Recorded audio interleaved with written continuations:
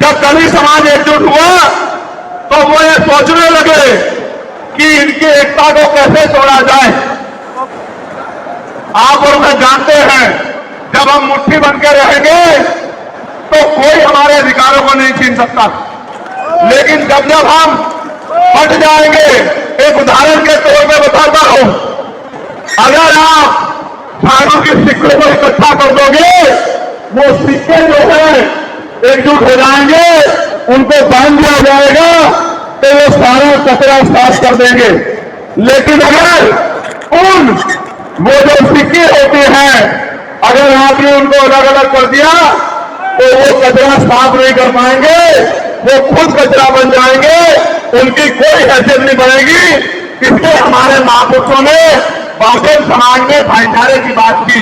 और आप महसूस करो, बाबा साहब अम्बेडकर ने क्या नारा दिया, शिक्षित बनो, संगठित रहो और संघर्ष करो। हमें शिक्षित भी बनना है, संगठित भी होना है और अपने विरोधियों का संघर्ष भी करना है, अपने अधिकारों के लिए संघर्ष भी करना है।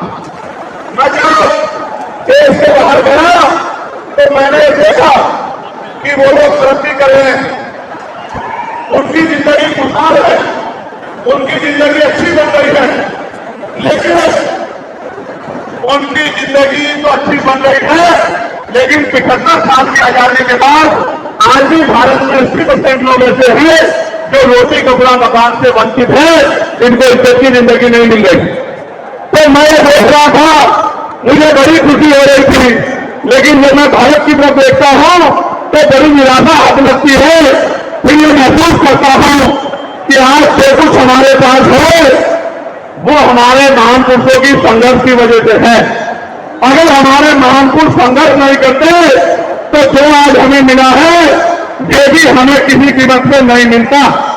आप जानते हैं, हमेशा आरक्षण के खिलाफ चाहे सुप्रीम कोर्ट हो या मनुवादी दल हो, सब लोगों ने आरक्षण को समाप्त करवाने के लिए एबीसीपी के जोर लगा दिए। और इसका सबसे बड़ा हमला इससे कब हुआ जब 10% ईडब्ल्यूएस लागू हुआ। मुझे माफी चाहते हुए कहना है कि हमारे दलों ने भी हाथ उठाए तो हमारे पूर्व के दल का समर्थन किया, जबकि वो आरक्षण का सबसे बड़ा हमला था। अगर उसी दिन हम लोगों ने सड़कों पर निकल के अपनी आवाज को उठाया होता तो किसी की मां में दूध नहीं पिलाया होता कि वो दोबारा आरक्षण पर हमला करने के बारे में सोच लेता।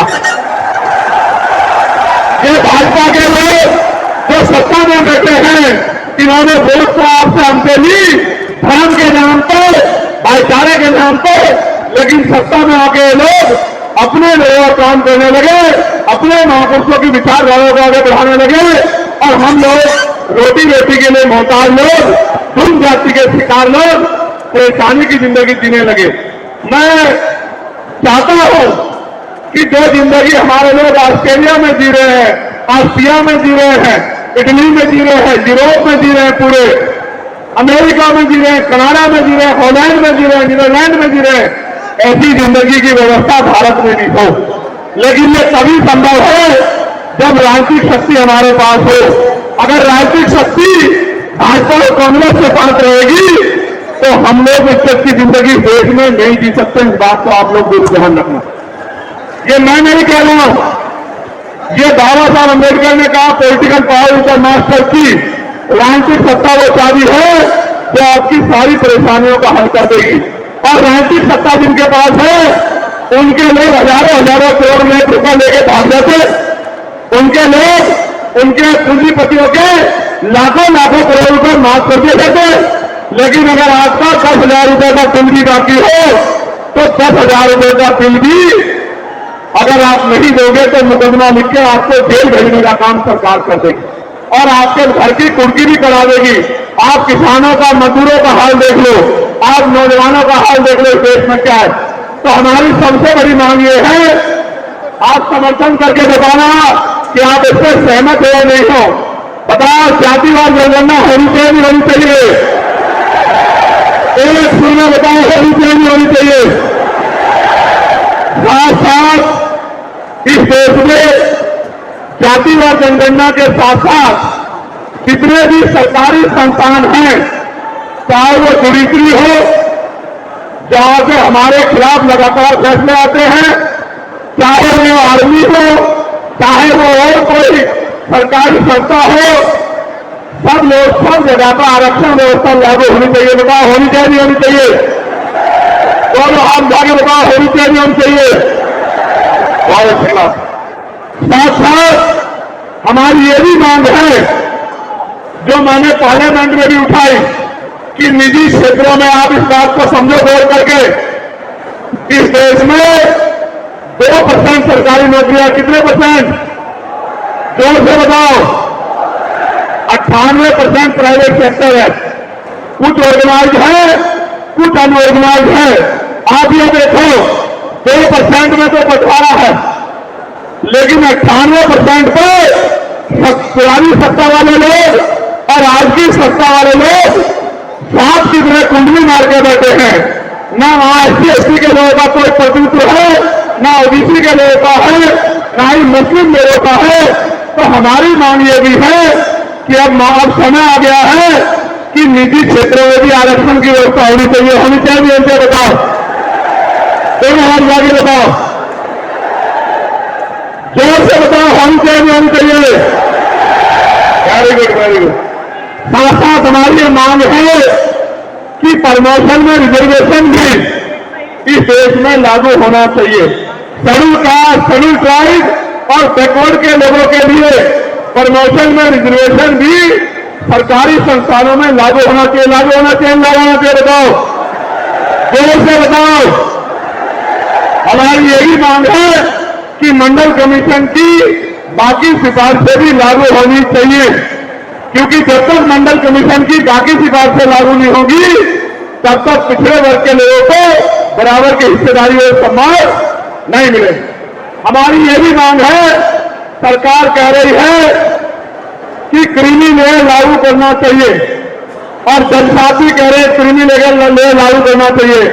मैंने पार्लियामेंट में पूछा कि भारत में कितने शेड्यूल कास्ट के लोग, शेड्यूल ट्राइब के लोग अरबपति बन गए, इसका डाटा आपको सार्वजनिक करना चाहिए, आर्थिक आंकड़े सार्वजनिक करने चाहिए। तब हमें पता लगेगा कि क्रीमी लेयर की स्थिति में हम आए या नहीं आए। आपको शायद जानकारी नहीं है, मैं आपको बताता हूं। आज भी बहुत सारे पदों को NSS करके, नोट फॉर्म सुटेबल करके हमारे योग्य लोगों को नौकरी से निकालने का काम ये सरकारें करती है, क्योंकि कलम की ताकत उनके हाथ में होती है। जिनकी राज सत्ता पर कब्जा होता है, हमारे लोगों का राज सत्ता पर कब्जा नहीं है, इसलिए सारी योजनाएं हमारे खिलाफ बनती हैं। हमारी ये भी मांग है, जिस पर मैं गौर कर रहा हूं, सरकार ने कहा, मैं आज इस पर भी बोलूंगा। आज अगर मैं इस पर नहीं बोलूंगा तो हमारे लोगों को पता ही लगेगा देश में क्या हो रहा। सरकार ने कहा कि वर्गीकरण लागू होना चाहिए।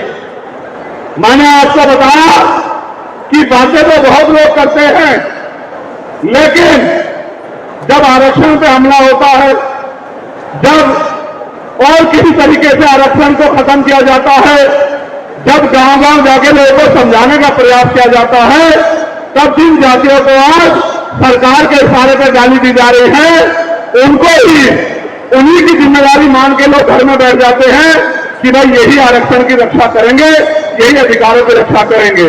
लेकिन सच ये है, अगर सरकार की मंशा वर्गीकरण के जरिए वास्तविकता में निचले पायदान से बैठे अंतिम व्यक्ति को ऊपर उठाने की होती, तो जिस तरह से 10% आर्थिक आधार पर आरक्षण की व्यवस्था की गई थी, 10% आरक्षण की व्यवस्था BSC के भाइयों के लिए, BSC परिवारों के लिए सरकार कर सकती थी।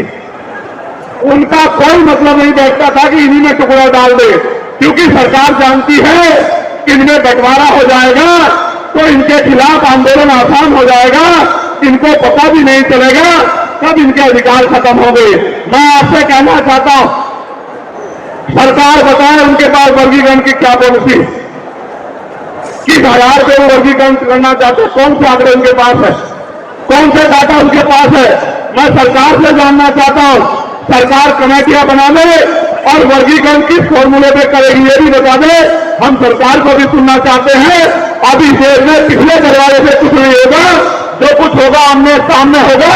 अगर हमारे अधिकारों की बात आएगी तो लड़ाई आमने सामने हो जाएगी। सरकार ये भी बताए क्या वो रोस्टर में बदलाव करेगी, क्या सरकार रोस्टर में बदलाव करेगी, सरकार बताएगी। हमारे लोग तो अभी सही तरह से चीजों को नहीं जानते हैं। मैं ये भी विश्वास दिलाता हूं और स्पेशली डीएसपी के भाइयों को कह रहा हूं, मेरी बात को गौर से सुनना। स्पेशली डीएसपी के भाइयों को कह रहा हूं, उन जातियों को जो लोग आंदोलन कर रहे हैं, आपको एहसास नहीं है। जब देने की बारी आएगी हम बताएंगे अपने भाइयों को किस तरह से आगे बढ़ाया जाता है, किस तरह से उनकी हिस्सेदारी दी जाती है। अभी तो हमको देने कुछ है ही नहीं। मैं आपको विश्वास दिला कहता हूं, डीएसपी के जो हमारे भाई हैं, वाल्मीकि समाज के भाई हों, भानुक समाज के भाई हों और बागड़ी समाज के भाई हों और किसी सैसी समाज के भाई हों, मैं चंद्रशेखर आजाद वचन देकर कहता हूं बहुजन समाज के सामने, ये हमारी आपसी बातचीत है। आप दुश्मन के इशारे पे काम मत करो। हम लोग बैठ के अपनी लड़ाई को निपटा लेंगे। हम लोग अपने आप बैठ के चर्चा करके आपके साथ बैठ के, अगर कहीं हमें कुछ डर भी है, आप चीजों को नहीं समझ पा रहे या हम लोग समझा नहीं पा रहे, अगर आपको अधिकार मिलता है तो बताओ। हमारे किसी व्यक्ति को तकलीफ है क्या बताओ। अगर हमारे डीएसपी के भाइयों को अधिकार मिलता है बताओ, हाथ उठा के बताओ तकलीफ है क्या हमें किसी को। ये इतना बड़ा जन समूह दवाई दे रहा है, अगर डीएसपी के भाइयों को कुछ मिलता है तो हमें तकलीफ नहीं है। लेकिन हम इस सरकार की मंशा को जानते हैं, हम इस सरकार को जानते हैं, इनके चरित्र को जानते हैं। ये देना कुछ नहीं चाहती, ये तो इसको हटा के रखना चाहती है। आप ये देख लेना, इन्हीं के कुछ लोग पहले सुप्रीम कोर्ट चले जाएंगे।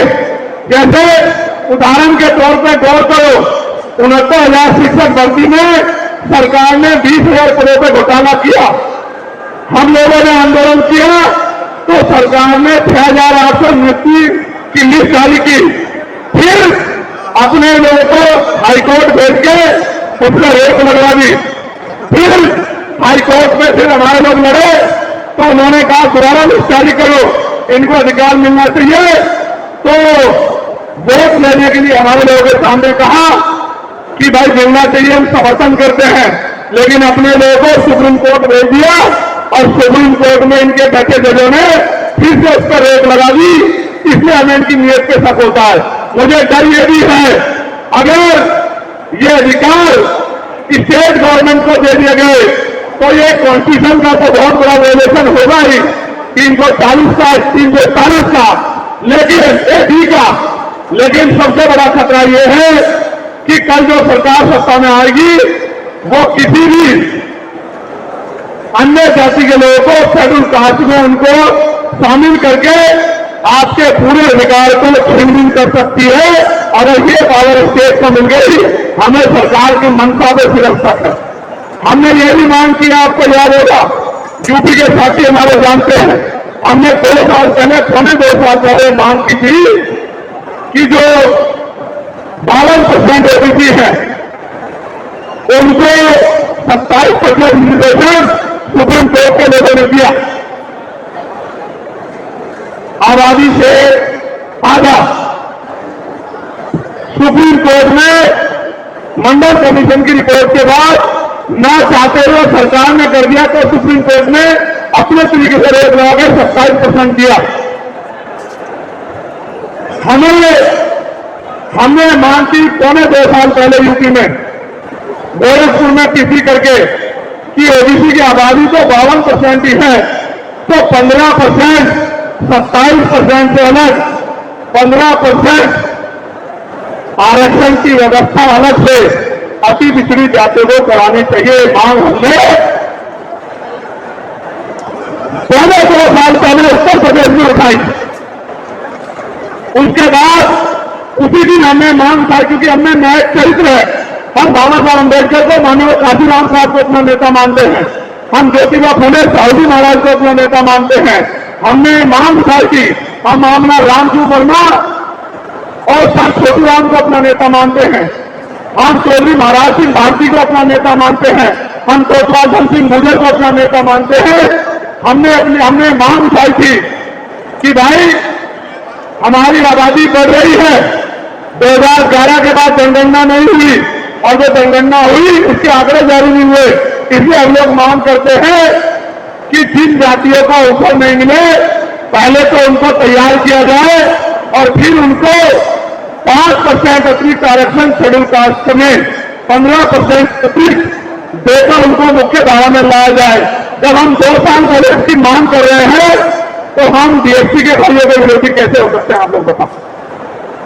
तब तो आंदोलन भी नहीं चला रहे थे, हम तो आंदोलन चला के मांग कर रहे थे कि मिलना चाहिए मिलना चाहिए।